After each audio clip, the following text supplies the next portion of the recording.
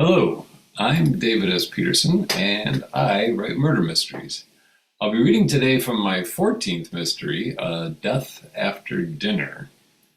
The book takes place in England in 1951 at the estate of Sir Endicott and his wife, Olivia. Our hero, Professor Liam Cuthbert, his younger friend and romantic interest, Bruce, and a collection of others have gathered at the Endicott estate for a long weekend. Things start off shaky when Liam unexpectedly arrives with Bruce in tow.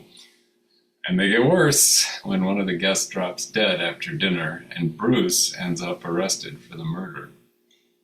The abridged scene I will be reading today takes place before the weekend begins at Liam's townhouse in London. Bruce has only just rented a room there the day prior, and it is now the next morning.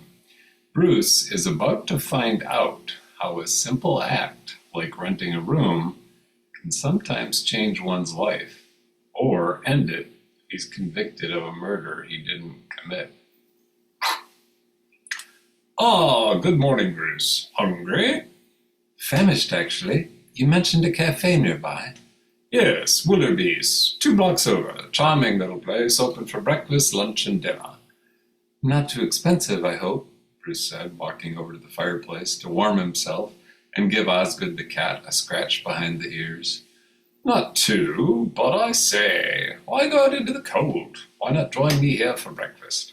I typically have hot porridge in the morning with a bit of whiskey, piece of toast, raspberry jam, tea with cream, and a glass of orange juice. I have to limit myself to the 1 cup of tea and a wee splash of cream, though, since they're both still being rationed. Definitely no sugar, eggs, or bacon. Those are the hardest to come by. You pay a pretty penny for them if you can even get them. Well, a hot bowl of porridge sounds good to me right now, Professor Cuthbert, but you said yesterday meals aren't included. Did I? Well, breakfast isn't a meal, is it, Bruce? Besides, I prefer a bit of company in the morning, and I never use all my rationing stamps.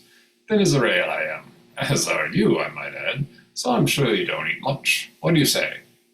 Oh, well, I'd be chuffed to join you then, if you're certain. Good, excellent. Now then, the kitchen's through the door at the end of the hall, the porridge is in a tin on the counter, and the whiskey's in the cupboard. The bread's in the bread box, of course. The other things are in the icebox. Plates, cups, cutlery, and such are in the cupboards. Kettle's on the stove. It's a small kitchen. I'm sure you'll manage, but do call out if you can't find something. Blimey, so I'm to make the breakfast?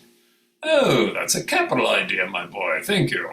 As a favor, I'll set the dining table. Now then, off you go. We don't want to be too late to the table, do we? While you do that, I'll pop up and get dressed. All right, Professor, Bruce said, shaking his head as he made his way down the hall to the kitchen. Without too much fuss, he managed to make 2 bowls of porridge, 2 slices of toast, a couple of cups of hot tea, and 2 glasses of orange juice, all of which he carried into the dining room on a large serving tray he found tucked next to the icebox. Oh, there you are. Set the tray on the side table there. Let's eat. I'm rather famished. Do we say grace first? Liam, a bite of toast already in his mouth, choked a bit, rinsing it down with a swig of orange juice. I never do, but feel free to do so if you wish. Well, no, it's fine. It's just a thing my mother always does before every meal. Oh, yes, God bless the mothers of England. Now then, let's eat before it gets cold. In between spoonfuls of porridge and bites of toast, Liam said, So, is your mother still with us, Bruce? That is, if you don't mind my asking. She is, sir. So is my father. They're both still in Southampton, as is my younger sister, Clara. She stood up for me with my folks. Oh? In what way? It's rather complicated and personal, Professor. Is it? Well, I'm rather good at figuring things out, and trust me, I'm the soul of discretion. Bruce took another sip of tea and swished it about in his mouth, deciding.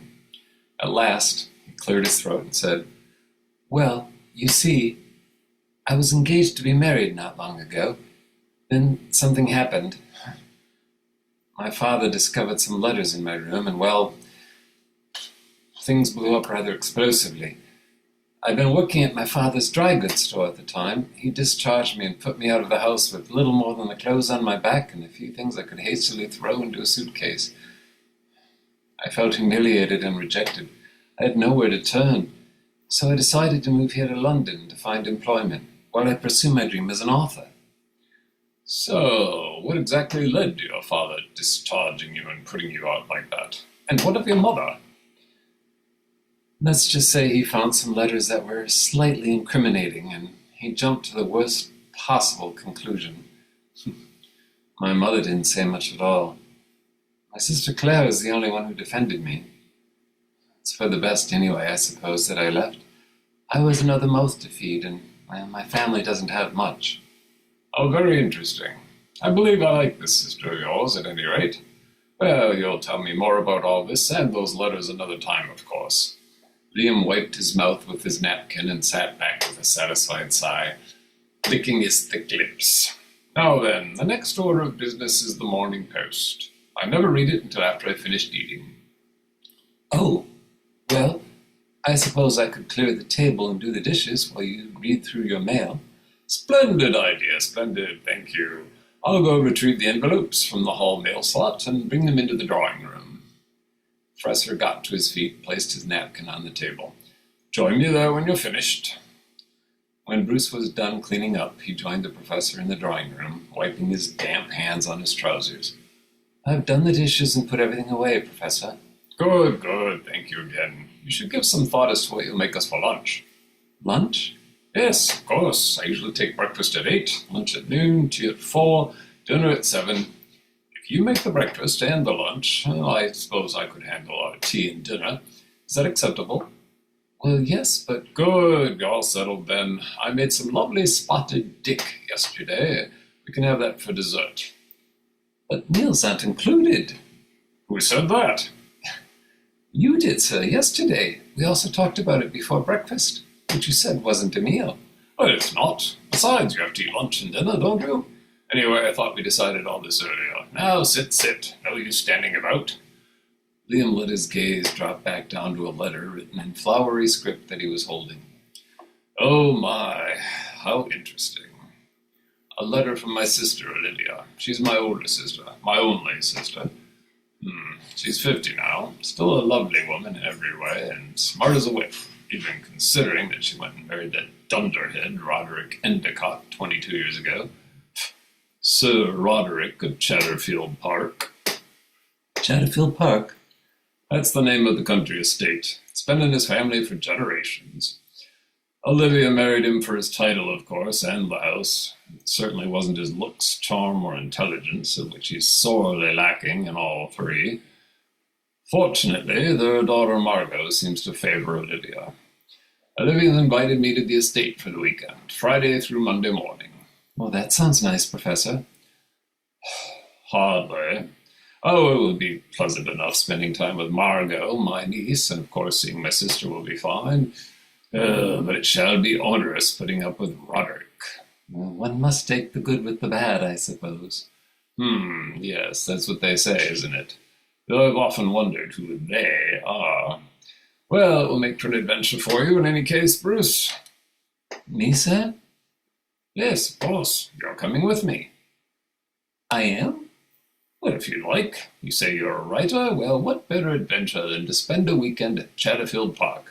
A big old country house full of eccentric characters and teeming with inspiration for a book. Perhaps even a mystery, if you enjoy that sort of thing.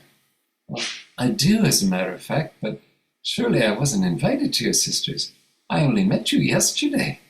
A mere formality. I'll write back immediately and accept. And I shall tell them I'm bringing a friend. No. That wouldn't do, I'm afraid. I'll mention I'm bringing my valet. That will put a stick up one of Roderick's orifices.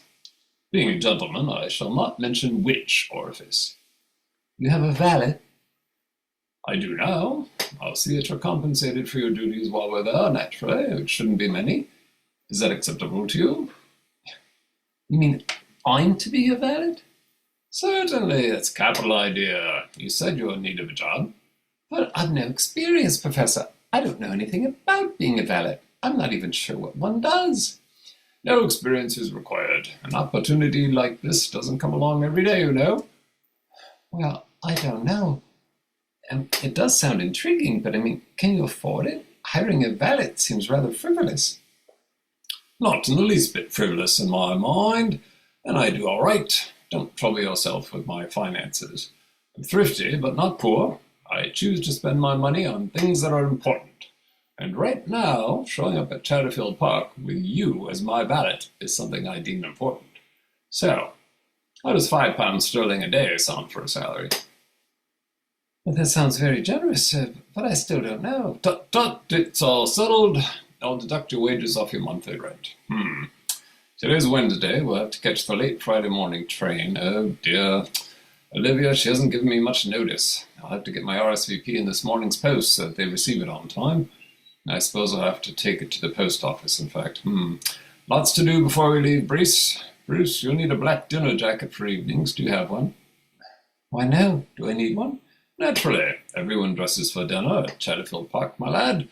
We'll have to see about getting you some new clothes and shoes, some nice underwear, silk pajamas, a decent overcoat.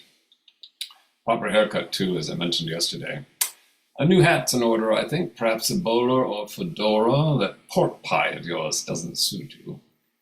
Professor, I don't wear pajamas, and I can't afford... You can't afford not to miss this opportunity, Bruce. I'll pay for the dinner jacket, the waistcoat, braces, underwear, other things you need, even the haircut and a new suitcase. Believe me, I shall appreciate your company. It can get rather dull out there in the country. There's not much to do, you know, and nothing ever happens. Oh, how wrong he is. Thank you very much. I hope you enjoy the book. You can find it wherever books are sold, as well as from my publisher, Bold Strokes Books, and Amazon, of course, and any local bookstore should definitely be able to order it for you. And look for me on my website, which is David S. Peterson, PEDERSON.com. Thank you. Have a great day.